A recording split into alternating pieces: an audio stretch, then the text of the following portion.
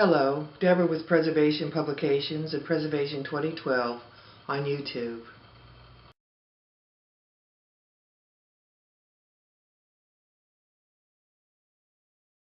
All cohesive groups have to have enemies that will help define their territories, their boundaries, their beliefs, and unify the population, however large or small it is, to rally against that enemy. The United States has had a number of countries that have served that purpose as being the enemy that unites us. Historically, that would be Germany, the Soviet Union, China, North Korea, and any number of countries that we just didn't like. Cuba, for example. It ran contrary to what we wanted and needed, so it was considered an enemy. Well, with globalization, enemies aren't that easy to find anymore. We can't just point a finger at a country and say, you're the bad guy, because we are usually in trade with that country. We are in some kind of treaty with that country. We have economic ties, political ties, mutual belief systems, and any number of ideals that join us with our traditional enemies. So because of that, we've had to come up with broader definitions of what the enemy is. For a long time, and to a certain degree, it still is communism. Communism is the enemy.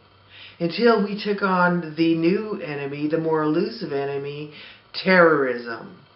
Now, terrorism is probably the greatest invention of illusionary enemy that there is, because it can be domestic and it can be foreign. It's not on this property or that property or in that state or this state or this country or that country. It can be anywhere at any time. Terrorism is the most effective enemy that mankind has ever invented. And I want to give you a couple of examples of this.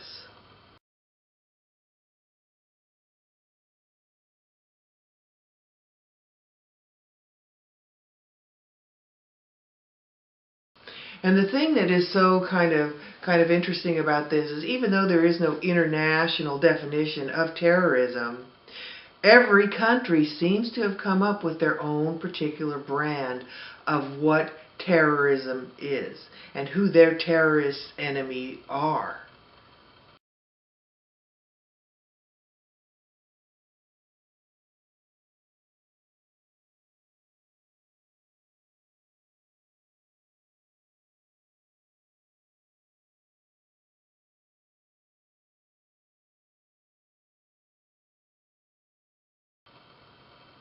We went in to liberate the people from the terrorist Taliban.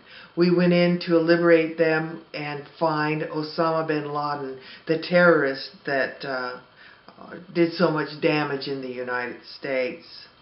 The fact of the matter is that we went into Afghanistan for a few reasons that they couldn't sell. What the war really is about is strategic positioning. We set ourselves up along the western border of Iran and the northern border of Pakistan. Now, Pakistan is a nation that's about ready to blow any second, and we're using our position there to try and keep it stabilized. And if we have to, we'll go in, and we have gone in, to pull out the terrorists that are causing so much havoc in Pakistan. Another significant reason that we went into Afghanistan is to prevent the cohesive territory of Russia, China, and Iran. We set up a boundary to prevent that from happening, because that would have been a very powerful alliance.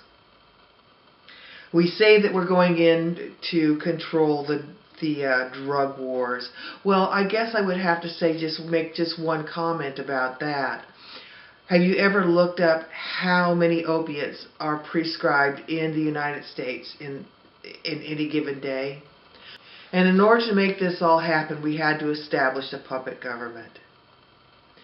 We'll control this area for as long as we can, and if necessary, we will do more to keep it under control. And with the help of NATO, that might not be too difficult.